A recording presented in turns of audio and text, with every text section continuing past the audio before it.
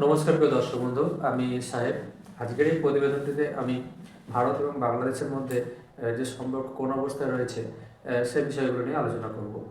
তো বাংলাদেশের যে বিএনপি নেতা, ভারপ্রাপ্ত চেয়ারম্যান তারেক রহমান যখন বাংলাদেশে ফিরে এসেছিল, তখন ভারতের যিনি বিদেশ মন্ত্রী রয়েছেন এস জয়শঙ্কর, তিনি একবার তার সঙ্গে দেখা করেছিলেন।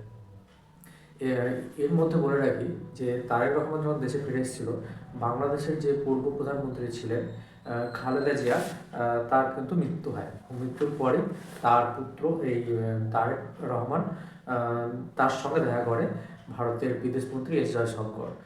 এবং এস জয়শঙ্কর কে নিয়ে গিয়েছিল না, প্রধানমন্ত্রীর দেওয়া শোক বার্তা সে একটা খামে করে নিয়ে গিয়েছিল, তারেক রহমানকে দেয়।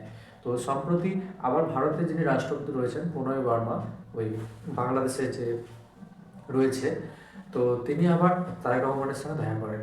তো যেটা মনে করা হচ্ছে, এই এই বৈঠকটা কিন্তু তাৎপর্যপূর্ণ একটা বৈঠক। কারণ ইদানিং বাংলাদেশ এবং ভারতের মধ্যে যে সম্পর্ক খারাপ হয়েছে, সেটা কিন্তু আর বলার অপেক্ষা রাখে না।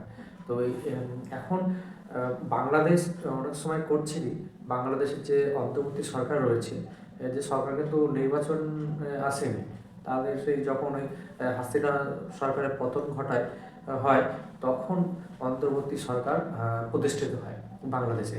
এবং তার নেতৃত্বে যে ডক্টর ইউনূস, এবার ইউনূস হচ্ছে অনেকটা ভারত বিরোধী।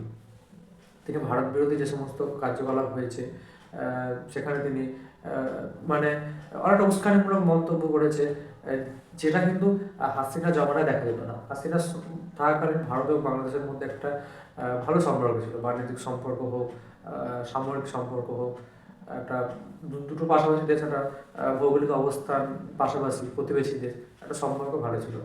কিন্তু ইউনিস জমানায় ভারত এবং বাংলাদেশের সম্পর্ক খারাপ হয়। এখন এই সামনে হচ্ছে বাংলাদেশের নির্বাচন 2026 ফেব্রুয়ারিতে। সেদেশে যেটা বিভিন্ন যে সেদেশের যে অবস্থিত যেগুলো সংস্থা, তারা অনুমান করছেন যে বিএনপি ক্ষমতা আসতে পারে। এবার মূলত লড়াইটা হবে বিএনপি আর হচ্ছে বিএনপি যে এবং তার সহযোগী দল, এবং ওখানকার যে জামাত রয়েছে, আর হচ্ছে ওই এনসিপি এবার নতুন দল, তারা ওই জোট করেছে এবং তাদের কিছু সহযোগী দল আছে। এবং মূলত লড়াইটা হবে, কেননা আওয়ামী লীগ লড়বে না। আওয়ামী লীগকে অন্তর্বর্তীকালীন সরকার নিষিদ্ধ করেছে যে আওয়ামী লীগকে ভোটে লড়তে দেওয়া যাবে না। এবং যে সমীক্ষা দেখা যাচ্ছে, সেখানে কিন্তু বাংলাদেশের মানুষজন বেশিরভাগ চাইছে যে বিএনপি সরকার আসুক। এবার বিএনপি সরকার যখন গণতান্ত্রিক পদ্ধতিতে নির্বাচিত হয়ে আসবে, সে সরকার একটা দায়বদ্ধ থাকবে মানুষজনের প্রতি। এর ফলে কি হবে, ভারতের যিনি ওই রাষ্ট্রদূত দেখা করবেন প্রণয় বর্মা, এবং সেই বৈঠকটা কিন্তু করা অবশ্যই দরকার। কারণ আগামীতে ভারত এবং বাংলাদেশের সম্পর্ক রূপরেখা কী হবে, এই বৈঠকই কিন্তু মোটামুটি ঠিক হয়ে গেল। তাই বাংলাদেশের যে সমস্ত কচিকাঁচা লিডার যেগুলো রয়েছে, আমি প্রতিদিন কিন্তু বলি যে এদের এই লম্পচম্পটায় সার, এরা ওই সবসময় ভারত বিরোধী বক্তৃতা দিয়ে যদি কিছু ভোট আদায় করা যায়, এইসব ধান্দাতেই তারা রয়েছে। আসলে তাদের কোনো বাস্তবিক মাটি নেই, কোনো রকম গ্রাউন্ড নেই। ওই যে যে দল মানে দেশ চালানোর মতো ক্ষমতা রয়েছে, যারা অভিজ্ঞ, তারাই একমাত্র এই বাংলাদেশের মতো একটা দেশকে চালাতে পারবে। কারণ ইদানিং সম্প্রতি বাংলাদেশে যেভাবে সংখ্যালঘু নির্যাতন হয়েছে, তারেক রহমান যখন প্রথম বক্তৃতা দিয়েছিল এসে, তিনি একটা দিন বলেছিলেন বক্তব্যে যে বাংলাদেশে যে সমস্ত সংখ্যালঘু রয়েছে, হিন্দু, শিখ, জৈন, খ্রিস্টান, সবাই কিন্তু একটা মানে নিরাপদে থাকতে পারবে। কোনো রকম তাদের জীবন সংশয় বা কোনো রকম থ্রেট তারা কিন্তু পাবে না, এরকম একটা বক্তব্য তিনি রেখেছিলেন। এর ফলে সাধারণ মানুষ যারা সংখ্যালঘু রয়েছে, তারা হয়তো বিএনপির দিকে ঝুঁকতে পারে, কারণ তিনি আশ্বাস দিয়েছেন। আর অন্যান্য তো সরাসরি একটা থ্রেটের মধ্যে রয়েছে অন্যান্য যে সমস্ত সংখ্যালঘু রয়েছে। তো এমন পরিস্থিতিতে ভারত কিন্তু বাংলাদেশের নজর রেখেছে, বারবার কিন্তু পারবিবৃত্তি দিয়েছে। কোনো রকম যদি একটু উল্টোল হয়, মানে সীমান্তে ঠেলাঠালি হয়, ভারত কিন্তু একবারে শিক্ষা কিন্তু বাংলাদেশকে দিয়ে দেবে। এখন কথার মাধ্যমে, কূটনৈতিক সমাধানের মাধ্যমে সমাধান করার চেষ্টা হচ্ছে। যদি বাংলাদেশের যে অন্তর্বর্তী সরকার এখন রয়েছে কোনো রকম একটা পদক্ষেপ, ভুল পদক্ষেপ নেয়, কিন্তু তার চরম মাসুল কিন্তু বাংলাদেশকে দিতে হবে।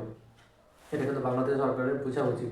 সেই দেশের সরকার কোনো দায়িত্ববোধ নেই অন্তর্বর্তীকালীন সরকারের, তার সে দেশের যে জনগণ, তাদের বিপদের মুখে ঠেলে দেবে, দিয়ে নিজেরা অন্য দেশে পালাবে, সেটা তো হতে দিতে পারে না। তো সেই কারণেই বলা হয় যে বাংলাদেশের উচিত ভারতের সঙ্গে সম্পর্ক ভালো রেখে চলা। ভারতের সঙ্গে সম্পর্ক ভালো রেখে চললে তাদেরই লাভ, তাদের অর্থনৈতিক উন্নতি হবে, তারা নিরাপদ থাকতে পারবে। হ্যাঁ, তো আপনাদের কি মনে হয় যে ভারত এবং বাংলাদেশের মধ্যে এখন যে সম্পর্ক, এবং তারেক রহমান, আবার বলছি তারেক রহমান এবং প্রণয় বর্মা, ভারতের যে রাষ্ট্রপতি রয়েছে বাংলাদেশে, তার যে সাক্ষাৎ, এটা আগামীতে ভারত এবং বাংলাদেশের যে সম্পর্কে কীরূপ প্রভাব ফেলবে, সেটা আপনারা অবশ্যই কমেন্ট বক্সে লিখে জানাবেন। তো এই ছিল এই প্রতিবেদনটির ব্যাখ্যা। তো ধন্যবাদ প্রিয় দর্শক বন্ধু।